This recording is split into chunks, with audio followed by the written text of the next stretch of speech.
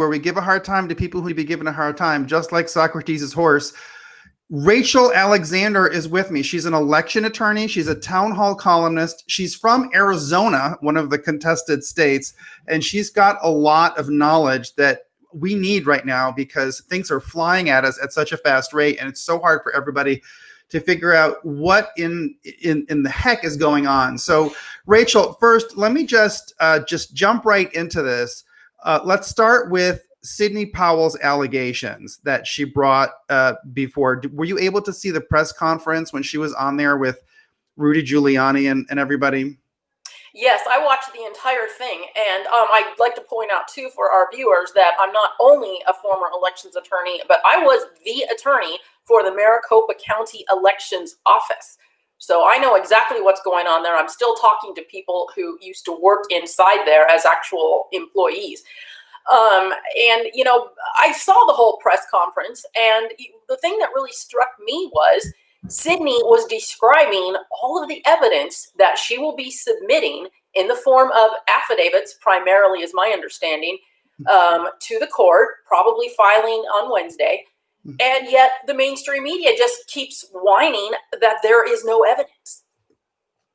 Right. Now, that's okay. So that's one of the main things that we have to get to during this interview is what constitutes evidence from a lawyer's point of view. I think a lot of people are talking out of their ear and they're saying this doesn't count as evidence, that doesn't count as evidence. You know, and that's a good thing. Sometimes it's good to get outside of the lawyer's mindset. But for a lot of these people that are going on and on about that, they don't really understand what an evidentiary standard is. So we want to get to that.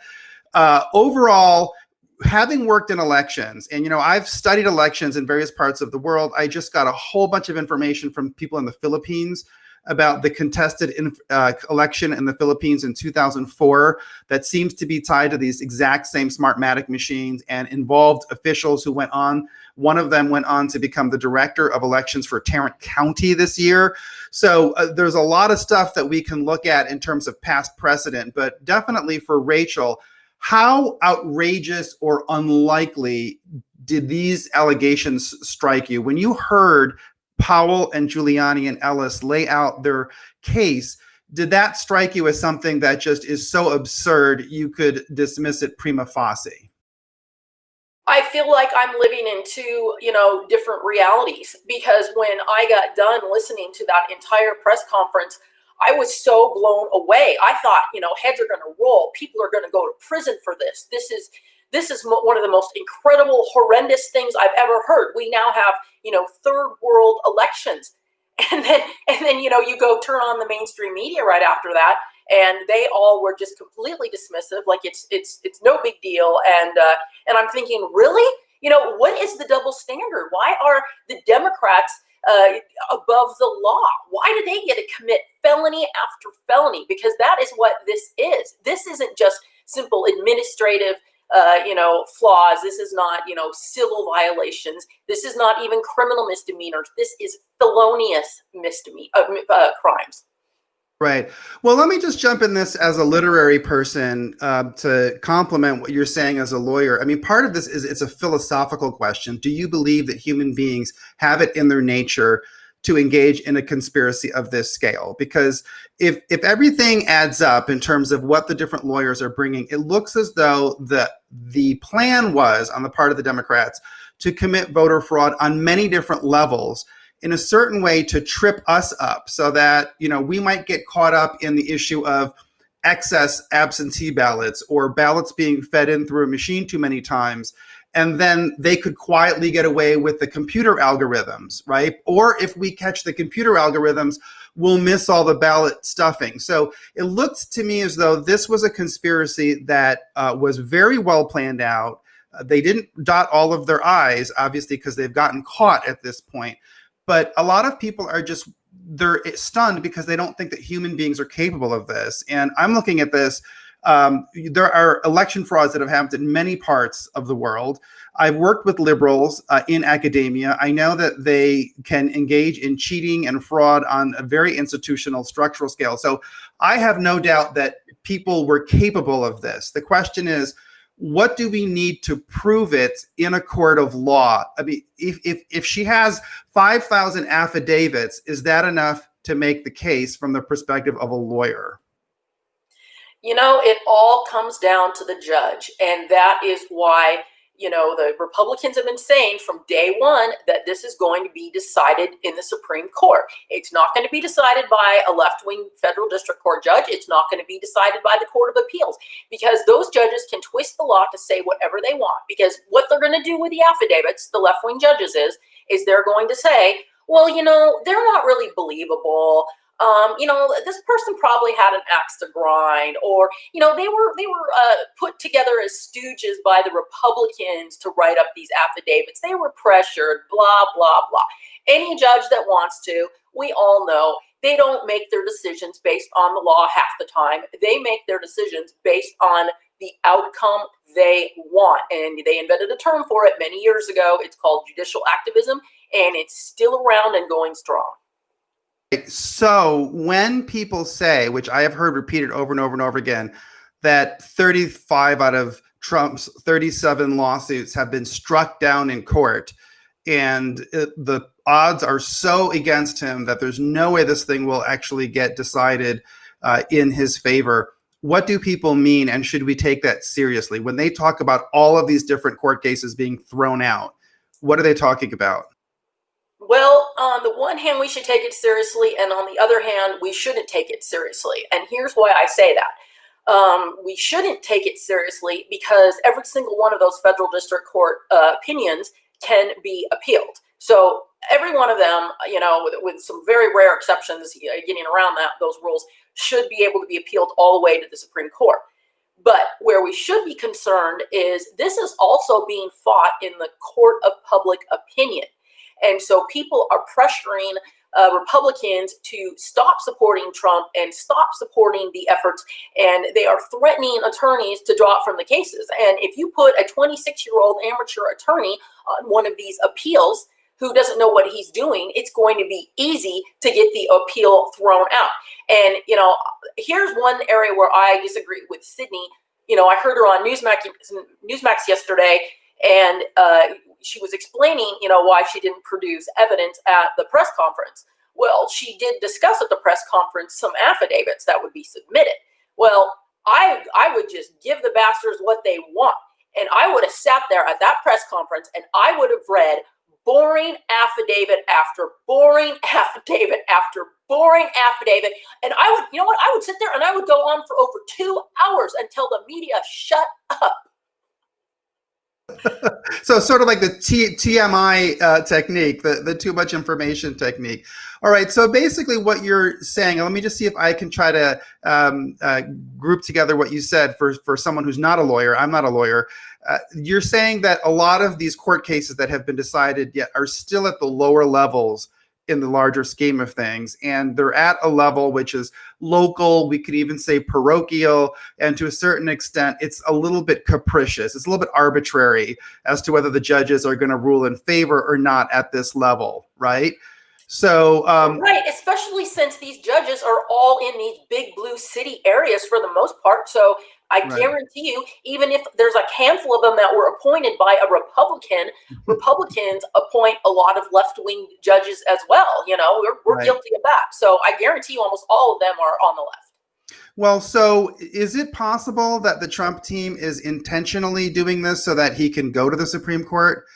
Is that part of a possible strategy that he's using? And that is to say, let's get all of these lower courts to reject our case so that we go to the appeals court and we keep on escalating it because our ultimate goal is to get to the Supreme Court, right?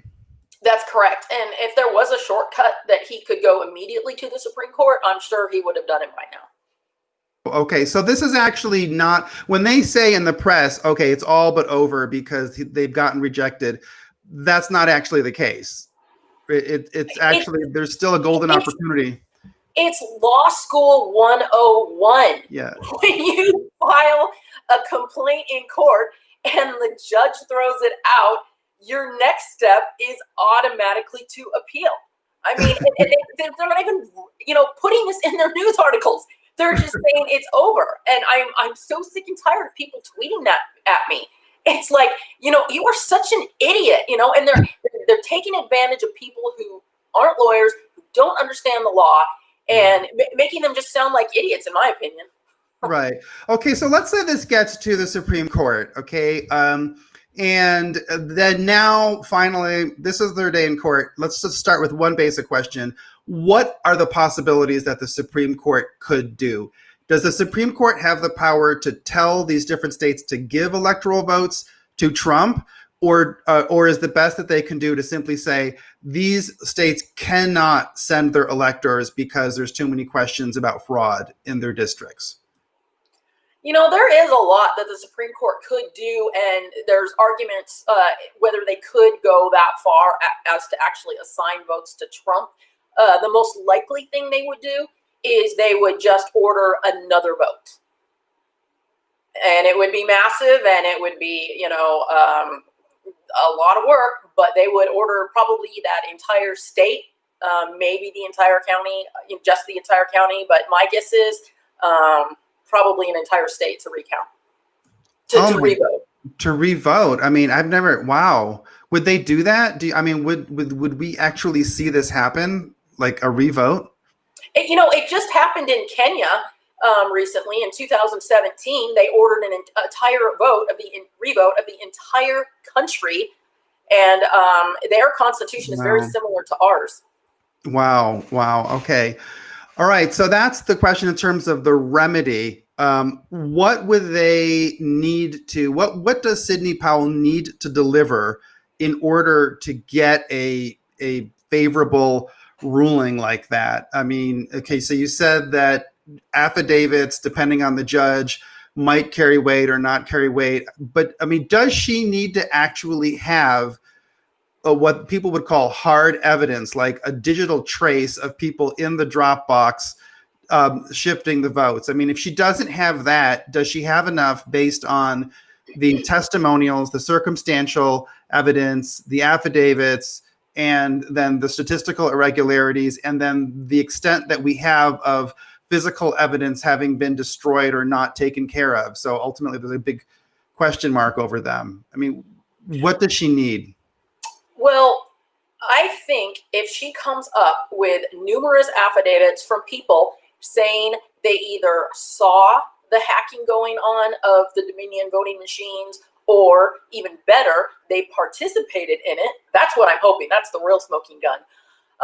If she can just come up with that, I believe the Supreme Court is fair enough that they will overturn the results in those areas and order a revote. Wow. Okay. And so, I mean, I think that I have confidence from what I've seen Sidney Powell. I think that she's got the evidence. I don't think that they would have gone out on this limb like this. So, I mean, this gives people quite a bit of hope. What do you think we're facing in terms of the composition of the court? We have the 9 justices. How many of them do you think have the stomach to render a decision that's going to cause the cities to start burning and riots to break out? I think we're going to get at least 5. I don't care about any more than that. We just need 5, and I think we've got it. Let's see. I mean, you've just got the 3 liberal justices left. So unless Roberts caves. What about Amy Coney Barrett? Do you think she's going to pull a surprise on us and recuse herself? No. I have really good vibes about that woman. Yeah. I have more hopes for her than I did Kavanaugh. And, maybe it's a gut instinct, but, I watched her during the confirmation hearings, and I think she's pretty solid. Right.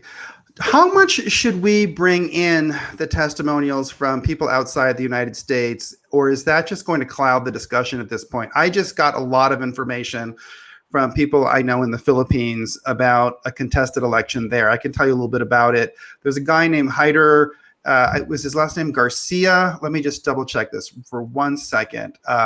This is somebody, Hyder Garcia. Yeah, he was this year the director of elections for Tarrant County, where I live. And in this huge, bizarre surprise, Trump had won at the end of election night, and then a couple days later, they said they found more data, and all of a sudden Biden won the county, which is absurd. Tarrant County is so pro-Trump, it's almost impossible. And this guy who was just hired as the director of elections very recently, 2 years ago, he was brought before the legislature of the Philippines, and they called him a son of a bee.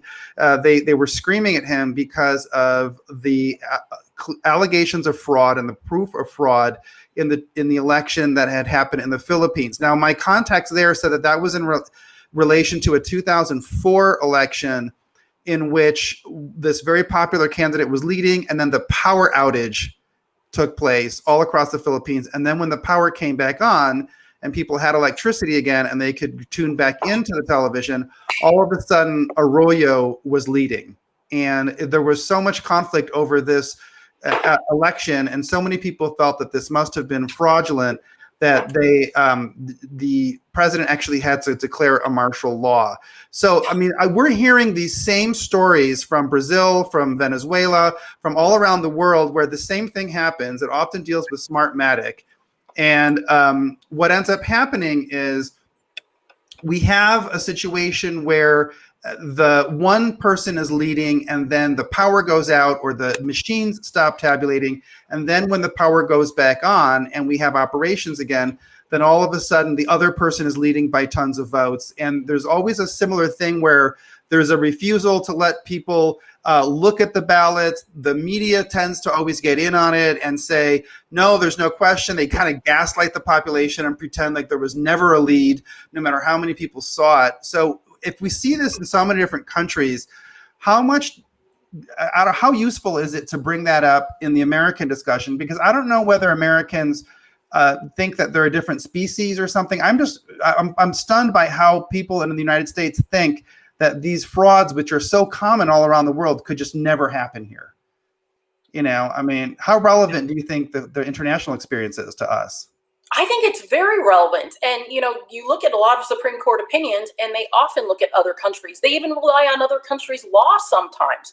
So, you know, and my friend in Kenya, you know, he said that's exactly what happened there, you know, where the power went out in the middle of the night and then the power went back on, and the crooked incumbent candidate was then ahead.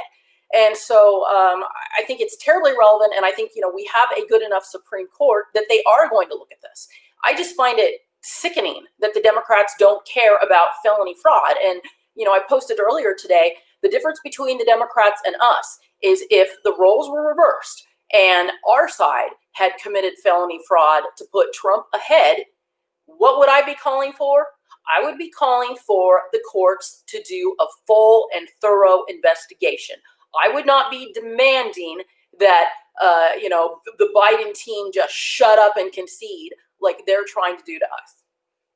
Yes, I don't know what the Democrats are thinking. I mean, I've kind of lost my ability to track their reasoning, because to me, it sounds, if I were Joe Biden, there's no way I would want to take office with a cloud hanging over me. If I really believed that I had won, I would just be confident. I would put my hands behind my back and my feet up on the desk, and I would be like, yeah, do a recount. Let's go. Let's find out. I mean, that's how you act.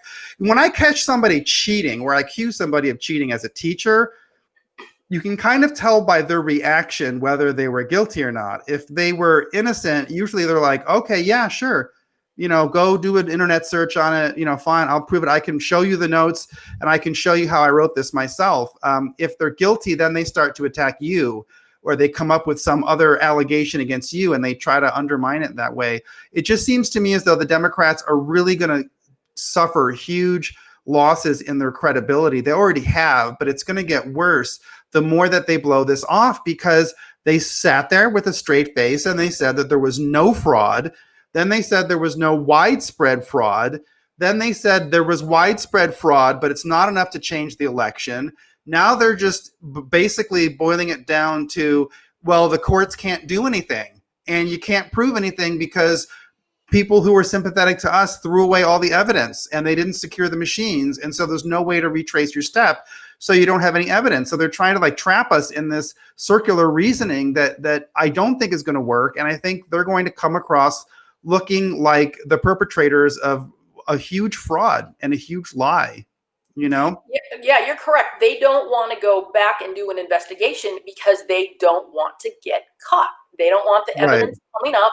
And so they're going to just, continue going and trying to make us all sound like conspiracy theorists. And Right. with the mainstream media supporting them and people with, short memories, eventually all this, they're going to look back and just call this a conspiracy freak, and people will move on and they'll go on and they'll say, Biden's our president, and, let's just treat him as such. And you know what? If Biden becomes president, I'm not going to, respect him. I mean, granted, I have to abide by the law under him. So yeah, I'll abide by the law, but I'm never going to admit that he is a legitimate president. Yeah, I will never say it either. It would be impossible for me to. All right. Well, as an attorney, as you're looking at this, how good are the chances that our Constitution is going to be able to continue strong in America, or is this just one step towards basically us moving towards a time when the Constitution is just falling apart in terms of we don't follow it anymore, we don't even pay attention to it anymore? I mean, what are our chances going forward? Well, since I give Trump about a 30% chance at this point of pulling through, which means the Supreme Court will get to decide and do the right thing, I think it's looking pretty bad for our Constitution. The odds are against us. Yeah, because ultimately, if we cannot trust the election results, and 47% of the country does not believe that this was a fair election, and that's even with all of the shy Trump voter effect, et cetera. I mean, that's catastrophic in my mind. That would be catastrophic to become president and to have that enormous of a segment of the population just doesn't believe in the system anymore. I mean, that's the recipe for the fall of a country. It can get pretty bad from there. Thank you so much for giving your advice, Rachel. I always enjoy talking to you, and please let me know if you come up with any big insights about where this is going. Everyone is on tenterhooks. What advice would you give to people who are all just dying to hear from Sidney Powell what the evidence is and where things can go? What advice would you give people? Well, I would first of all follow her on Twitter because she is tremendous. She tweets up a storm. And secondly, maybe just do a Google, well, not Google, but maybe like a DuckDuckGo news search for her name regularly. You can schedule these regular searches to find out. All right, thank you so much. All right, thank you, Bobby. Bye-bye. Bye. God bless.